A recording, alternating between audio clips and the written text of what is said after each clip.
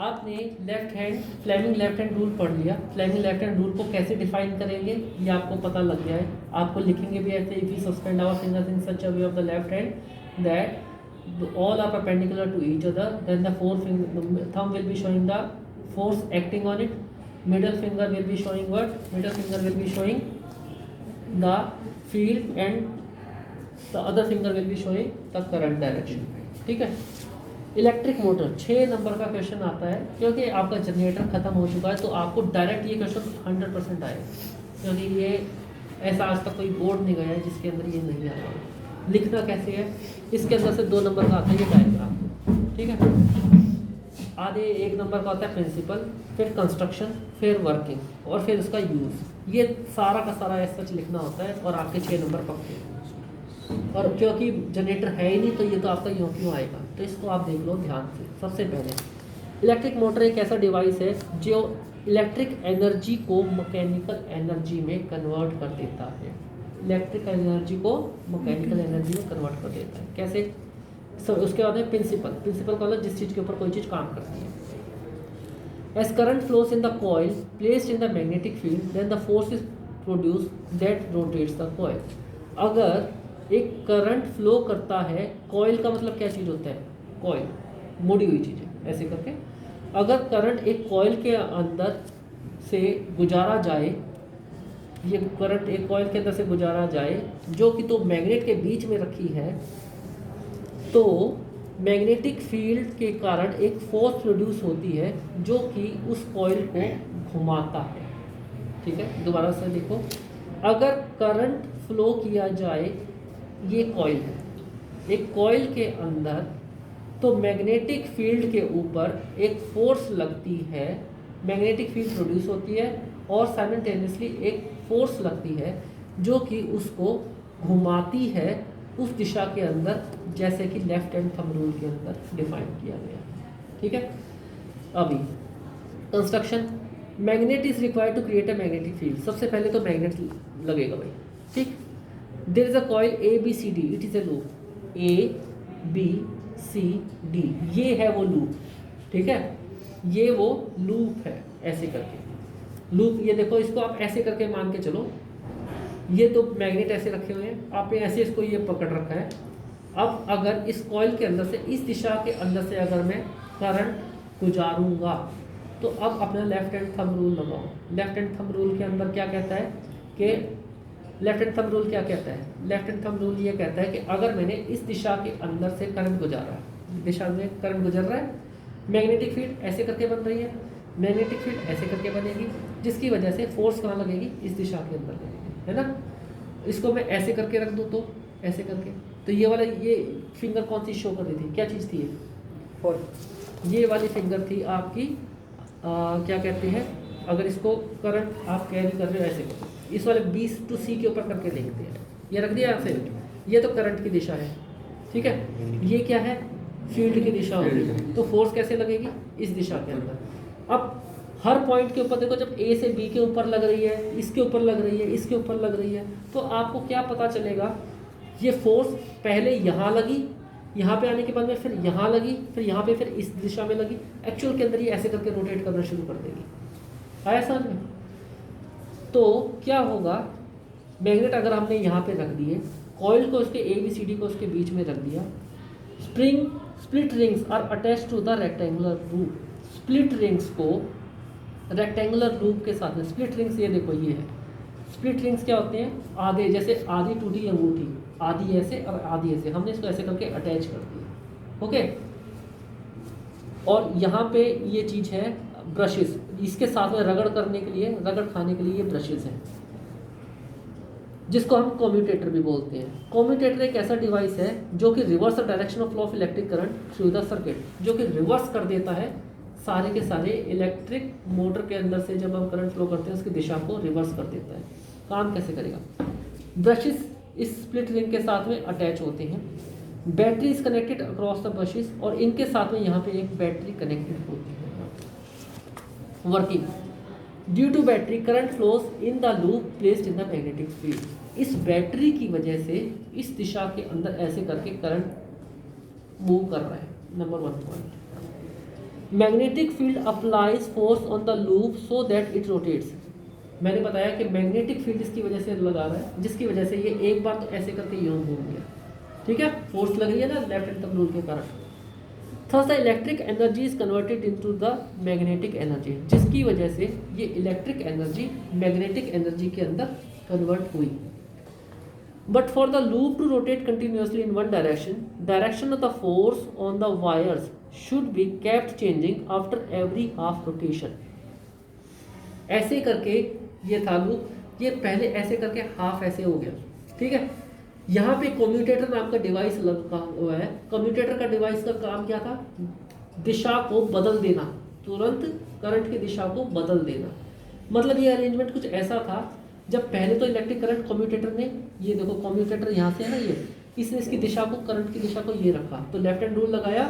Left hand rule की लगाने की वजह से आपकी फोर्स ऐसे करके ऐसे लगी, वापस आ गया। जब ये वापस इस दिशा पे आ गया, तुरंत कम्यूटेटर ने दिशा को फिर से बदल दिया। अब इलेक्ट्रिक करंट की दिशा क्या थी? ऐसे करके हम बता रहे थे, अब इलेक्ट्रिक करंट की दिशा बदल दी, फिर ये वापस ऐसे करके मुड़ गया, ठीक है। तो एक बार ऐसे और एक बार ऐसे, इज इट क्लियर? ऐसे करके मोटर चलती है। उसके कारण क्या हो जाएगा? This is achieving by the split rings, they facilitate the change in the direction of the current. उसकी वजह से, स्प्लिट रिंग की वजह से करंट की डायरेक्शन चेंज होती रहती है। Reversal of direction of the current reverses the direction of the force acting on the coil, जिसकी वजह से फोर्स की दिशा भी हर बार बदलती, करंट की दिशा के ऊपर ही निर्भर करता है फोर्स की दिशा, वो भी हर बार बदलती रहती है।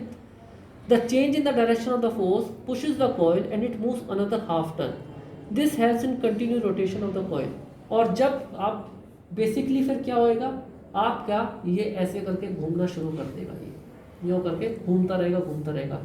इस एंड के ऊपर क्या हो रहा है, आप एक बार आप करंट की दिशा को यहाँ बदल देते हो और दूसरी बार अलग से, दूसरी बार फिर से बदल देते हो। इलेक्ट्रिक मोटर के अंदर क्या चीज़ होता है, हम इलेक्ट्रिसिटी प्रोवाइड करा रहे हैं, इलेक्ट्रिसिटी प्रोवाइड कराई, इलेक्ट्रिसिटी, अब इलेक्ट्रिक मोटर जैसे आपकी पानी की मोटर है, करंट से आपने फ्लो कराया, आपको करंट चाहिए, ठीक है।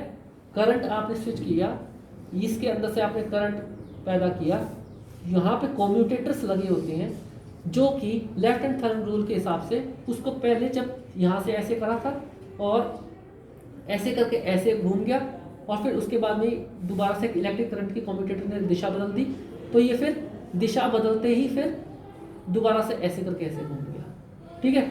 और जब ये चीज़ बार बार दिशा बदलती रहेगी तो बेसिकली ऐसे करके घूमती रहेगी और आपका काम करना हो जाएगा शुरू। और मोटर का काम क्या है, पानी उठाना या कुछ भी करना, उसने उसको उठाना अपना कंटिन्यू शुरू कर देगा। Is it clear? मुझे पता है क्लियर नहीं होया होगा, परंतु सबसे अच्छा ये है कि इस चीज़ को आप एज सच याद करेंगे, इसका डायग्राम बनाएंगे और इसको आप यूज़ करेंगे। 6 नंबर के लिए आपको रटना भी पड़े, रट लेना, ठीक। Commercial motor, to make a motor more powerful we modify the construction. The motor so obtained is called the commercial motor. It can be done in the these way: increase the number of loops.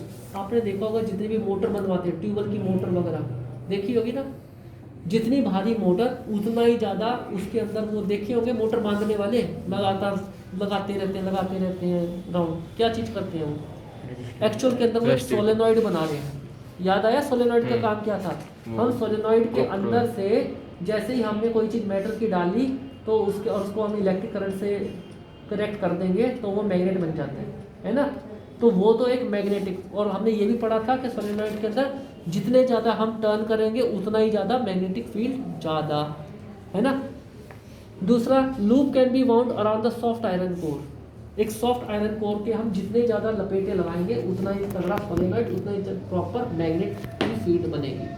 फिर उसके बाद में हमने current, आपने बोला कि 5 horse power की motor है, 10 हॉर्स पावर की मोटर है ट्यूबवेल के अंदर, ज़्यादा करंट दे दो, ज़्यादा लूप लगवा दो, ओवरऑल फील्ड ज़्यादा स्ट्रॉन्ग बनेगी, और ज़्यादा स्ट्रॉन्ग बनेगी तो चक्कर उतने ही पावरफुल तरीके से काटेगी, ठीक है।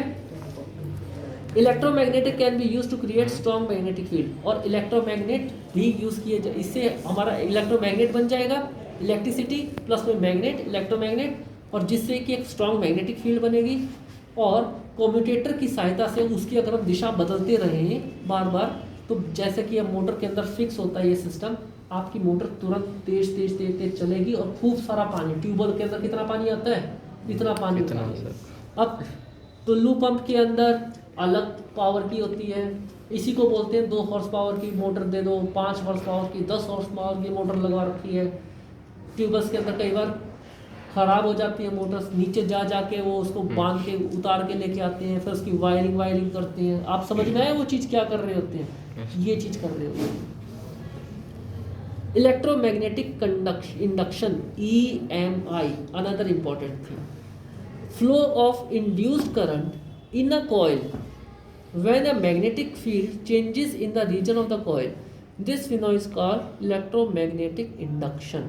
मतलब कि अभी तक आपने क्या पढ़ा, जब हम इलेक्ट्रिक करंट को फ्लो करते हैं,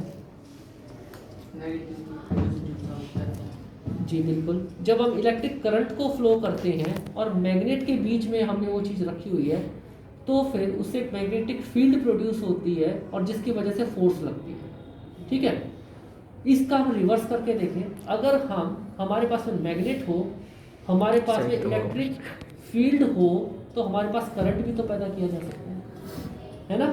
वो काम करता है क्या, जनरेटर। ठीक है, किस सिद्धांत के ऊपर, EMI। इसका देखो, flow of induced current, induce का मतलब होता है पैदा होने वाला करंट, एक कॉइल के अंदर, कॉइल का मतलब बहुत सारे लपेटे दे रखे हैं किसी चीज़ के ऊपर, जब एक मैग्नेटिक फील्ड चेंज होती है उस कॉइल के अंदर, उसकी वजह से जो करंट पैदा होता है उसे हम इलेक्ट्रोमैग्नेटिक इंडक्शन कहते हैं। दोबारा से बोल रहा हूँ, इलेक्ट्रिसिटी करंट का पैदा होना जब एक कॉइल को मैग्नेटिक फील्ड के अंदर रखा जाए तो उसे EMI यानी कि इलेक्ट्रोमैग्नेटिक इंडक्शन बोला जाता है। सारे जनरेटर इसके ऊपर काम करते हैं। Whenever there is a change in magnetic field, the region of the coil current flows। और जैसे ये मैग्नेटिक फील्ड चेंज होती है, ये भी लेफ्ट हैंड थंब रूल के ऊपर, ये तो इलेक्ट्रिक मोटर था, left hand thumb rule. Example, if there is a relative motion between the coil and the magnet, then due to the change in the magnetic field around the coil, current flows. This can be shown below। ये देखिए, इसके अंदर galvanometer एक device होता है, आपने ये मान लो नॉर्थ और साउथ, ये एक तरह से आपने क्या था, हाथ से पकड़ रखा है, जिसके अंदर से आपके अंगूठे की दिशा दिखा रही है, इलेक्ट्रिक करंट की बहना दिखा रखा है। और उसकी वजह से तो क्या होता है कि जब भी आप इसकी नॉर्थ और साउथ, इस तरीके से ये इसका पोल्स है सारा का सारा, आप मैग्नेटिक फील्ड बन रही है, इलेक्ट्रिक करंट की दिशा ये वाली है। इलेक्ट्रिक करंट जब आपने मैग्नेट्स के बीच में रखा तो इसके अंदर करंट इंड्यूस हो गया, और करंट इंड्यूस होने की वजह से गैल्वेनोमीटर के अंदर रीडिंग आई। थोड़ा सा और डिटेल के अंदर इसके आगे बढ़ चलते हैं। Electromagnetic induction in a straight wire. अभी तक हमें फोर्स की दिशा पता करने के लिए हमने यूज़ किया था फ्लेमिंग लेफ्ट हैंड रूल। अब हम देखेंगे Fleming right hand thumb rule. सबसे पहले इलेक्ट्रोमैग्नेटिक इंडक्शन एक स्ट्रेट वायर के अंदर क्या होता है, when a wire is moved in the magnetic field. ध्यान से देखो, एक वायर को मैग्नेटिक फील्ड के अंदर रोटेट किया जाए, 2 मैग्नेट्स को आप फिक्स कर लो और उसके अंदर वायर को मूव करो, तो उसके अंदर करंट फ्लो होने लग जाता है। ठीक है। दूसरा, पहले हमने क्या पढ़ा था, 2 मैग्नेट्स रखे हुए हैं, एक वायर को हमने कुछ रोटेट नहीं कर रहे हैं, उसके अंदर से हमने करंट बहाया है, उस करंट को जैसे ही हमने बहाया तो फोर्स लगी। अब हम क्या पढ़ रहे हैं, 2 मैग्नेट्स हमने रख लिए हैं, उसके अंदर से हम उस वायर को ही रोटेट करना शुरू कर दें तो हमारा करंट ही पैदा हो जाता है उसके अंदर। Is it clear? If there is more magnetic field और motion of the wire at the fast rate, the more current. अगर हम जितना ज़्यादा उसको फास्ट मूव करेंगे उतना ही ज़्यादा करंट पैदा होगा। If there is a motion along the length of the wire और along the line of the magnetic field, then there is no current. अगर एक मोशन है लेंथ ऑफ द वायर और along the line of the magnetic field, मतलब कि opposite होना चाहिए। सारी बात ये है, जितने भी जनरेटर्स के अंदर क्या चीज़ होता है, डीजल से चलते हैं, ठीक है, डीजल या पेट्रोल से चलते हैं, ये बड़े बड़े मैग्नेट्स होते हैं इनके बीच में। आप कॉइल ऑफ वायर को रोटेट कर रहे हो, जैसे जैसे वो कॉइल ऑफ वायर रोटेट होती है, इस रूल की वजह से उसके अंदर करंट प्रोड्यूस होने लग जाता है। Is it clear? अब ये देखो क्या चीज़ कहते हैं, Similar to Fleming left hand rule, here we arrange our four